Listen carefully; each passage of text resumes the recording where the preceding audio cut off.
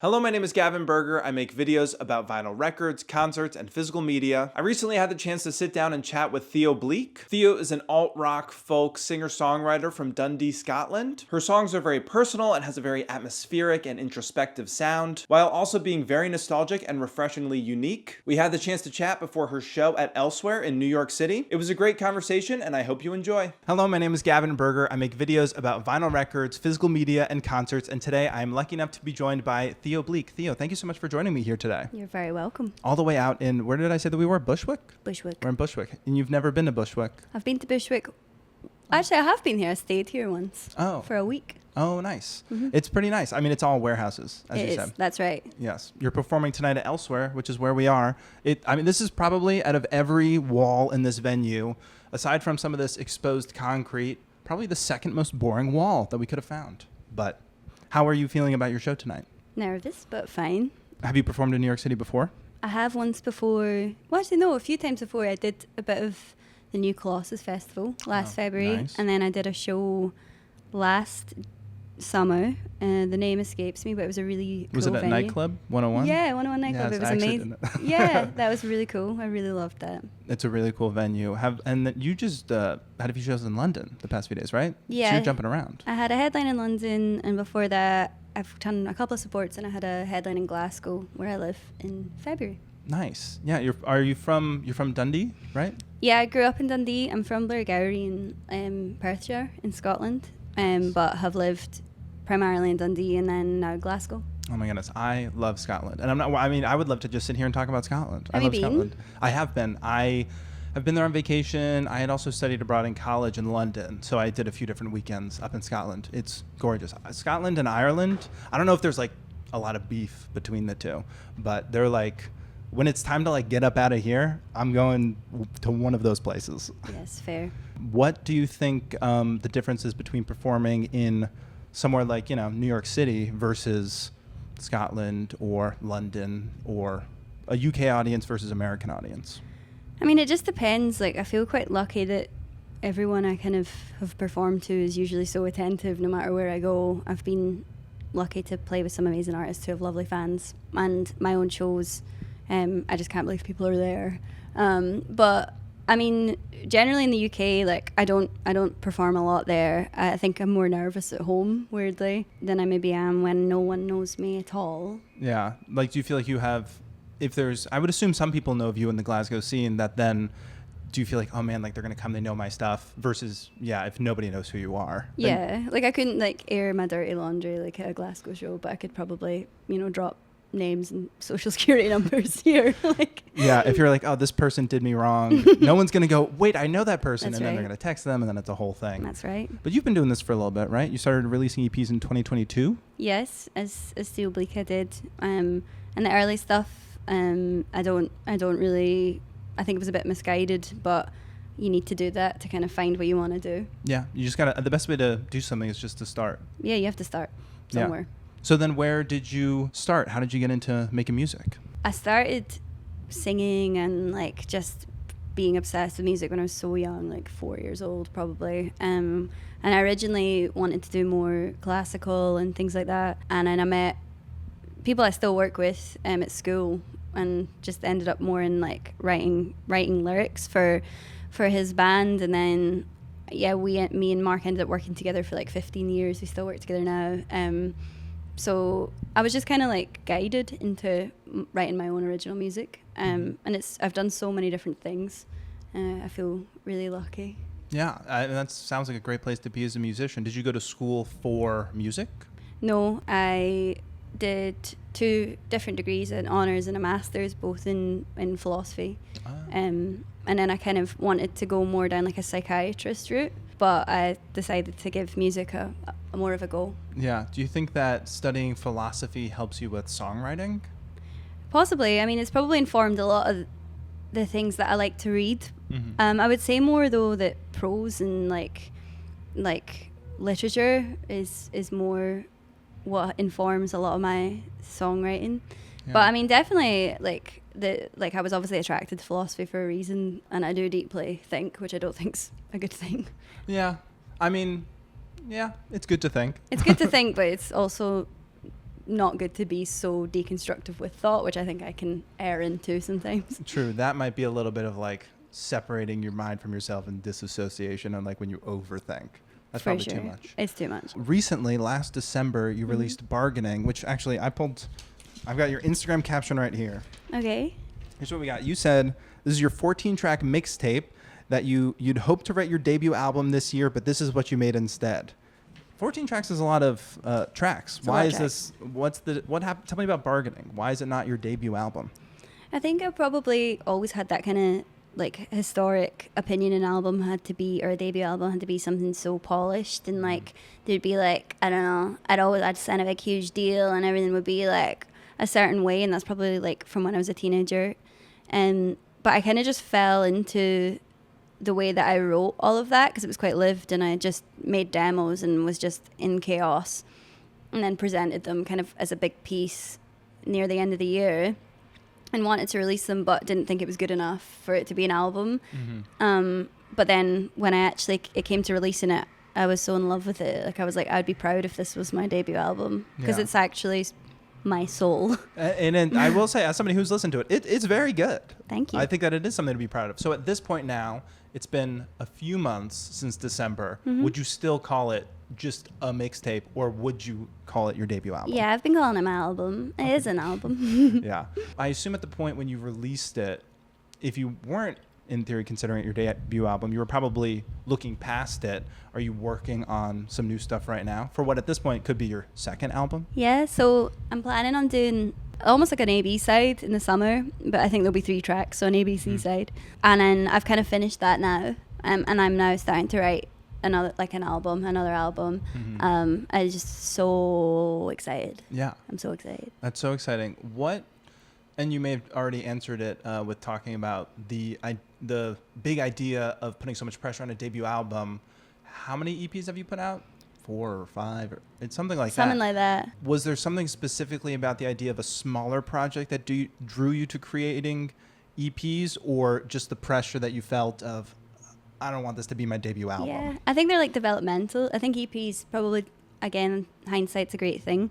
I probably felt they were developing a sound or developing where I was at that time.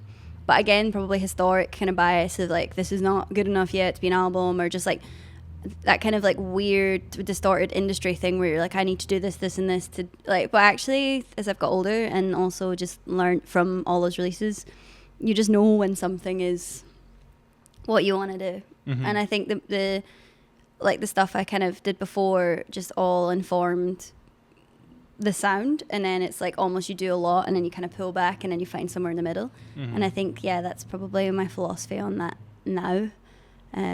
Yeah. Could you explain with Bargainings, you talked about how you kind of wrote it, was it relating to your uncle's journal entries or something like that? Could you explain that? Yeah, of course. So like I'd gone through like huge life changes the last few years. Like I'd had like a really terrible time with people I used to work with in management, and then that was like I destroyed my confidence. And within that time, like I had a relationship breakdown, and like there's loads of stuff in my life. Like reaching 30 years old as well, I think just everything kind of deconstructed quite naturally. And I found my uncle's journals, which began in 1966 from his like cycling tours. And he had kept a note of a lot of sort of mundane stuff, which I still found magical, but then a lot of the kind of written work was just so profound to me. It was just like such simple philosophy embedded in like how he kind of viewed the world. And I had read them when I was younger, but I think I was much more in tune with them because he would have been about 40 when he started writing them, and just probably cognitively we were kind of like similar stage, and we both have quite similar minds. Like I think he struggled a lot, and so do I. So it was just like, it felt so amazing. Like it felt like he was alive. He was like my best friend, and he got me through just a really uncomfortable, hard, difficult time, and gave me the kind of strength to carry on. And I think, like it was weird because I kept seeing 66 for about 2 years everywhere, like on reg plates, and like I just saw the number everywhere, and it was so weird that when I uncovered the journals they started in 1966, it just felt like a sign. So yeah, I mean, I only really have one song that for him, John, like on the mixtape that is directly about him. A lot of the other songs are kind of about other stuff that was going on, but the way that they were kind of fragmented and like snippets were like kind of the way he wrote. Yeah. Well, and if you're working through a part of your life in a similar way that these journals or any journals that anybody would write is somebody working through a part of their life. So I'm sure even if it hasn't directly impacted it, was he cycling around like Scotland and the UK, or was he like doing like world, like something? He did crazy stuff. Like he's Scotland primarily, and it was weird because a lot of the places he cycled, I'd either been like for trips or I'd worked. I lived on the Isle of Skye for a bit, and he was like very acquainted with the Hebrides, and yeah, I mean, Brittany knew just like so like well just from cycling, and he'd also been all over Europe to the Middle East, and like I just think anywhere was like not a problem for him. Like he just loved it so much and loved the world and seeing the world, and he used to just work in construction as a carpenter, like made enough money and then just like pissed off for months at a time to cycle. I just think it's magical. Yeah, no, I think, and I would assume that especially since it's cycling, there's something a little bit more almost personal about cycling. Driving a car, you're not the one doing it, you're just directing it where to go. But cycling, not only are you directing where something goes, you're the one who has to put the power into it and go to something like that. It's so directed, and it's so like, and I liked a lot of the way he like spoke about cycling. Like he was like, it's like, one of his quotes was like, it's the perfect occupation for a dreamer. Yeah. Because it just, his mind could wander, but more in a peaceable way rather than perhaps how the world kind of made him feel and why he struggled so much with like the pressures of life. He was a Pisces as well, which I think is like he just very emotional and very like, I don't know, like lateral. Yeah. I have to admit something. I don't know how to ride a bike. And that's not even a joke. I don't even know how to ride a bike. Well, he taught me how to ride a bike, which even is like I had no chance. Yeah, wow, that's truly full circle, then, isn't it? Yeah, there is something very poetic about that. With your songwriting process, how do you go about creating a song to then creating a project to then creating a mixtape or an album? I just do it so innately. Yeah. I don't believe in like writer's block or anything. I think when you've got nothing to say, you've just got out to say. Like sometimes I just don't, I'm just like living. And then at one point my subconscious is like, cool, it's time to write that down, or it's time to sit with the guitar, sit with the piano. Yeah. If I force it, it just won't come. And I'm not going to put pressure on art, because it's like, that's not why I do it. Every single piece of work I've done has been different, to be honest. Like I've collaborated with people, I've done stuff on my own. More recently, like I've just been immersed in like Scottish poetry, James Hogg in particular, and I've been like turning his songs from like old Scots into songs, and I've just been finding that like so much fun. So I've just been having fun doing that, and like reading poetry, because I just don't have the attention span for loads of books at the moment. But then I know later on I will again. I just like go with whatever my mind allows for. Yeah. Where do you find the most inspiration? Because even also, if you're spending most of your time in Scotland, and I'm sure most people would say that about whatever country they're from, but I think it's one of the most beautiful countries. So would you find exploring or reading, which is also a very beautiful thing to do, where do you find inspiration? Yeah, like I love nature. I've been struggling since I live in Glasgow because I just don't have it accessible to me when I lived in Dundee. But walking, hiking, camping, my friends, like conversations, like just anything inspires. Sometimes people just say something. I work in this cafe like a couple of times a week at the moment, and like the conversations I have are just like amazing. Like people are so interesting, and sometimes people just like reveal things that I want to write about or evoke something in me. But yeah, again, there's nothing strict to the way I make art. It's just like whatever. Whatever. And I sometimes just look through my notes and I'm like, oh, okay, cool. I have no recollection of writing that. Yeah. I mean, I'm sure even with whether it's a coffee shop or any place where you're kind of seeing a lot of people come and go and just getting little snippets of life. And then, you can get into the deep thought of, oh, that person has their own whole life and whole world. Yeah. What's that? Like, where's that? And like that, I'm sure. I mean, in a more joking way, it's kind of like the one, I don't know if it's a Vine, the one that's like, and they were roommates, and they were roommates. Yeah, yeah. It's kind of like that where it's like, which then that's turned into a joke, but how it's like you see a snippet of a whole person's life and how that could become a whole story. I feel like I experience that a lot when driving on a highway. And then if I'm getting too deep into thinking of, oh, every single person in all of these other cars is also going from somewhere to somewhere else and living their own life, and it's that person might be very similar to mine, or that one might be completely different and have completely different lived experiences. So I guess inspiration is everywhere, I would assume. It truly is. What instruments do you play? I play the guitar and I play the piano. But I will try my hand at anything. Like, I'm not particularly a master of any instrument. Probably I would say I'm quite good at singing if I had to compliment myself. But I'll try any instrument. I think if I was left alone in a room with one long enough, I could play it. You could figure it out. I just love it. I love music. I love instruments.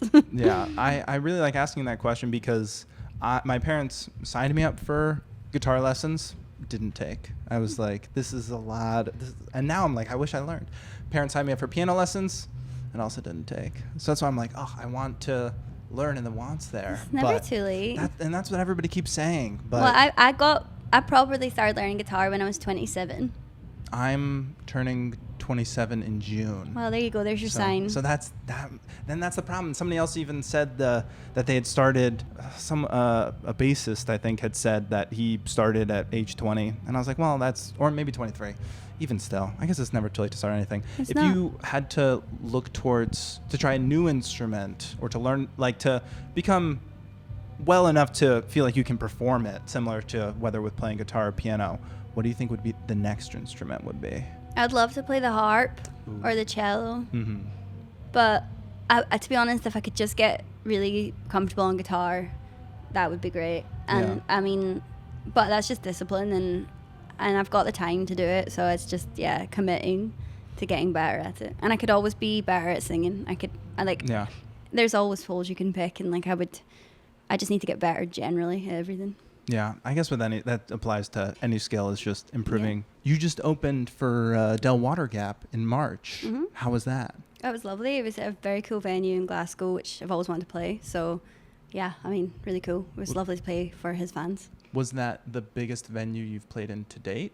No, I've played Shepherd's Bush Empire in London. Oh, yeah. And I've played the Barrowlands a few times, and I'm away to play there again with the Twilight Sad next week or 2 weeks' time. So I think that's slightly bigger. But yeah, Galvanizers, I've always wanted to play there, and it was amazing. Do you prefer the idea of bigger and, quote, better venues, or do you really like the intimate, tiny spaces? Yeah, tiny spaces. That's where I belong. Yeah, I'm not a big artist. Yeah. Lastly, what are some of your musical influences? I mean, I love Scottish music, like Liz Fraser, the McCocktail Twins, and Big Country. Anything that's kind of like, maximalist.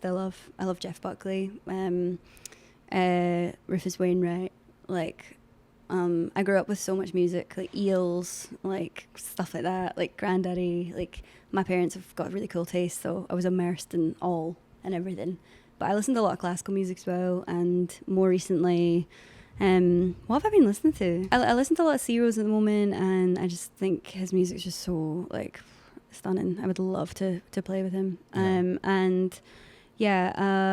guess I'm just a sponge. I listen to the radio all the time, so I couldn't even tell you a list of music, but a lot. Yeah. You also answered another question I had, which was that if to see yourself on a marquee, whether opening for someone or having somebody else open for you, who would you love to perform alongside? I mean, obviously, I'd love to play with C Rose or Phoebe Bridgers or someone like that. But I guess also a dream of mine would be, I don't know. I want to bring a lot of people back from the dead. I'd love to support Zeppelin. Yeah. Oh, true. That's a good one. I was about to say, bring someone back from the dead. Who would you love to be on the same marquee as? Jeff Buckley. Wouldn't we all? Yeah, everyone would. I think we'd be lining up. Yeah, that's fantastic. Well, you've got a great queue of artists tonight. Yes. Very excited at Elsewhere. Do you know when the next time you're going to be coming back to the U.S. is? Hopefully in the summer. Ooh, yeah. That'll be nice. Well, if you come back here, I'll be at the show. Amazing. And you should go too. Theo, thank you so much for your time. I know you have to go sound check, so I really appreciate it. Have a great show. You too. Thank you. Thanks for watching, and I hope you enjoyed. The ending got cut a little bit short because she had to go run and sound check. So I just wanted to let you know where you could find her on social media. You can find her on Instagram, TikTok, and YouTube at Theo Bleak. You can find her music on Spotify, Apple Music, or wherever you stream your music. And you can find her upcoming shows on her Instagram or her Linktree. I'll put all of that down below. Thanks again, Theo, for chatting with me. Thank you for watching, and I'll see you in the next one.